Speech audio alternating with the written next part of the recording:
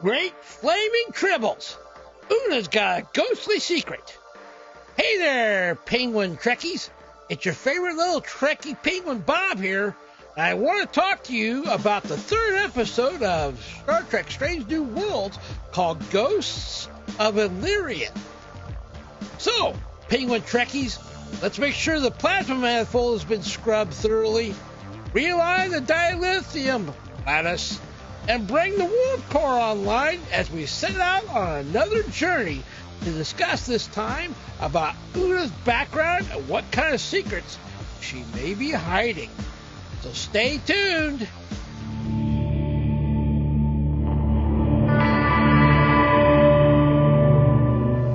All right, Penguin Trekkies, we're going to talk in depth as I share my thoughts and observations of the third episode of Star Trek Strange New Worlds, The Ghosts of Illyria. Spoiler alert! If you have not seen the third episode of Star Trek Strange New Worlds, this is your warning. We will be discussing the events of this episode, so you have been warned. Anyway, this whole episode seems to be centered around Una Chin Riley, the first officer, which I'm personally glad we get the opportunity to learn a little bit more about her and watch her in action as the first officer. The episode starts out with one of my favorite ways for any Trek episode to start out. That's with a log entry being recorded by Una. And she states it's stardate 1224.3 and the Enterprise is at Hediment 9, an abandoned Illyrian colony. Starfleet's standing mission is to investigate what happened to the colonists at Hediment 9. The planet is riddled with severe ion storms that, of course, make it hard for the Enterprise crew to beam down and communicate with the ship, due to ionized radiation from the storms causing interference. So you know that's going to be a thing throughout the whole episode. The storm starts getting bad, so Pike orders the landing party to return to the ship, and everyone from the landing party, minus Pike and Spock, make it back to the ship just barely, because Commander Hemmer, the chief engineer, had to reroute emergency power temporarily to the transporters. So Pike and Spock are stuck on the planet, not able to beam back to the ship during the storm, and seek shelter in the library to wait it out. Back on ENT, the Enterprise that is, the landing party starts showing signs of an illness contracted while they were on the planet. And Una seems affected, yet is fine. Maybe she's like immune or something. Una goes to sickbay to get checked out by Dr. Mbenga and is going to run some tests on her as well as the rest of the landing party. And they all seem to have a vitamin C deficiency and an addiction or attraction to light. Una starts her investigation into the illness by going down to engineering and talking to Commander Hemmer, who is an Anar who's, I don't know if you know who they are, they're akin to Andorians, except for they're blind and they're a little bit more in tune to their surroundings because of it. Anyway, he's in charge of all the engineering, he's chief engineer, so she talks to him about the biofilters and transporters. And I think the writers here of this show, of this particular episode, got some things right here, stating that the biofilters, if they don't recognize something, they filter it out anyway. And also, Hemmer talks about all the redundancy systems for transporters, that they're being networked and they have backup systems to prevent such issues with a contagion getting through the biofilters. And he even starts to state an IM store can't cause an issue, then he corrects himself and says it shouldn't cause an issue. One thing I did notice that I'm unsure about is that Commander Hemmer tells Una he will run a level 5 diagnostics on all the ship's systems, and they will likely take all night to do that. My understanding, however, of Starship Diagnostics comes from my reading years ago of the Starfleet Technical Manuals. There's actually a book that came out back like around the old series, the original series, as well as into the movie series and even TNG. Those manuals break down what all 5 levels of diagnostics are and what is performed and how long they'll take.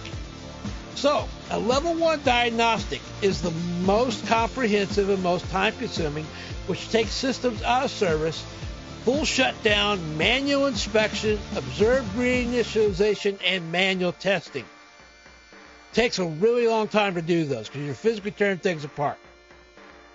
Commander Hammer here states he's just going to run a level 5 diagnostic, which is the least complicated and least time-consuming. During a level 5 diagnostic, it is simply an automated test or a self-test of that particular system, in this case the whole ship, which these tests are performed daily anyway already, and it simply verifies system performance and routing of power. It requires less than 2.5 seconds per system to be tested. So, to me, in my honest opinion, I'm not sure if running a level 5 diagnostic would be that effective or even take the amount of time that Commander Himmer says, regardless if it is even every ship system. Rather, I think this could be because Himmer's gone out of his way just humoring Una here at this point, trying to get her out of his hair, so to speak, because he's annoyed. From what I see, Himmer is a rather blunt, arrogant individual who considers himself a genius at times and is above others. So he may simply just does not feel like doing anything more than a level 5 diagnostic is worth his time. Just an observation. Maybe kind of he's doing this just to kind of please her. Anyway, Una continues her investigation into the illness by researching Illyrians in the ship's computer library.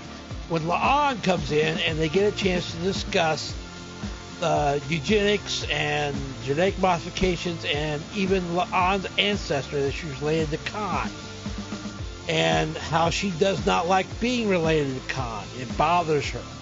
She hates it. Then suddenly La'an is in the middle of the conversation, starting to show signs of the illness being drawn to light, and Una discusses options with Dr. Mbenga, since La'an was not in the original landing party. Yet she's now got the illness, which is meaning that the illness is spreading. And Una puts the ship in full lockdown to try to contain the spread, per Dr. Mbenga's recommendation. Meanwhile, Pike and Spock are talking about metaphors, and Pike is impatient, pacing around in the library, concerned, feeling powerless on the planet while his crew is getting sick, because he was informed earlier by Una, and their communication got interrupted due to the ion storm. Meanwhile, Spock is reading the library records, and he discovers that the colonists were reverse engineering their genetic modifications because they were wanting to gain entry into the Federation, since genetic modification has been outlawed in the Federation due to the eugenic wars. Pike and Spock then see these plasma-based ghost-like light creatures flying around in the storm. They eventually get attacked during the storm.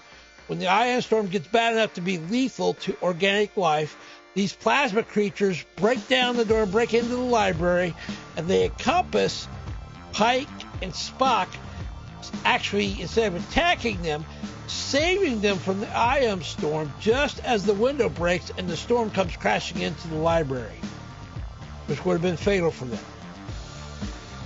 Once the storm is over, Spock eventually theorizes that the creatures either didn't help the colonists because of a previous interaction, or the plasma creatures are actually the colonists themselves, who are also sick with the light illness and ran into the ion storms chasing the lightning, which then, of course, maybe fused them on a molecular level with the plasma that's in the lightning, and this may have all been because they were just trying to reverse the genetic DNA modifications they had made to their immune system that had made them immune to the planet's ion storms in the first place.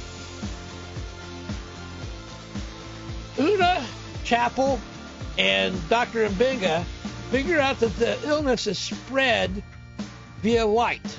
And at this point, pretty much the whole crew is affected on the ship.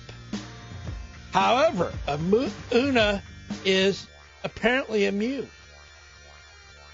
This is when Una confesses her ghostly deep secret, that she's actually Illyrian, who has been bioengineered to be immune to the illness. Now, Illyrians, they were actually even the race of that Captain Archer back in Star Trek Enterprise even came across, that were being transformed and changed on a genetic DNA level to live in the Expanse there. I think it's called the Expanse. Either way, the way Illyrians do the genetic modifications to be modified so that they can coexist with the planet that they're colonizing on instead of terraforming the planet. In other words, they change their bodies on a genetic level to match the planet so they can live there instead of making the planet habitable for them to live on. So Una's an Illyrian here, and she has been bioengineered to be immune to this illness. Even though she's not part of this original colony, she apparently is immune to it. At this point, pretty much the whole crew once again is infected on the ship, and Dr. Mbinga thinks there could make a cure if they could get a hold of any of the antibiotics from Una. The only problem is Una's immune system burns out any remaining antibodies each time she has an immune response to this illness. So eventually, La'an hears this and escapes, and because she's all freaking out on the light in engineering on the warp core because she's still infected. And Una ends up down there to try to stop her from causing a warp core breach. And they both get a high dose of light radiation from the warp core, which once again triggers an immune response from Una. And since La'an is so close to her in proximity, she also gets the same immune cure that Una has.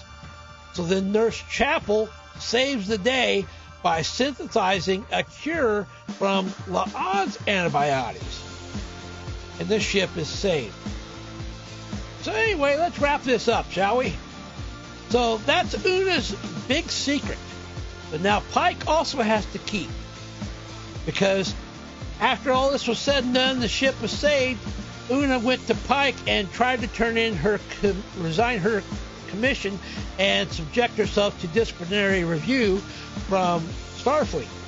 Pike rejected it, and he rejected it because of, well, for one, because of Una's actions in saving the ship, but also for what he learned about the Illyrian colony on the planet while he was there with Spock.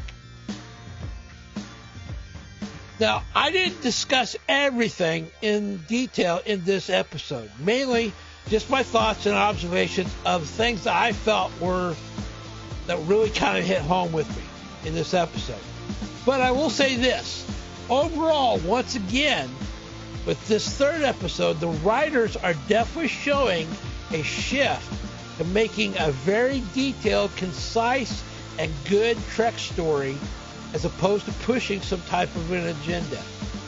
The agenda is still there in the background, but at least now we're getting some more hopeful content here in Trek. It is refreshing to me to see, and hopefully this will continue throughout the rest of the series. Anywho, I hope you found something useful or entertaining in this review, and I hope you come back and check out more of my reviews and many more of the other great and crazy penguin videos and podcasts I may have. If you like what you've seen or heard here, I hope you will hit that like button and subscribe button with a fish slapping really hard. And to show your support of this little Trekkie Penguins content. And if you're so inclined, I encourage you to feel free to share your thoughts and comments with me. I'd love to hear from you on what your thoughts are on this episode. And as always, I'm the little Trekkie Penguin named What About Bob? And live long and prosper, Trekkies.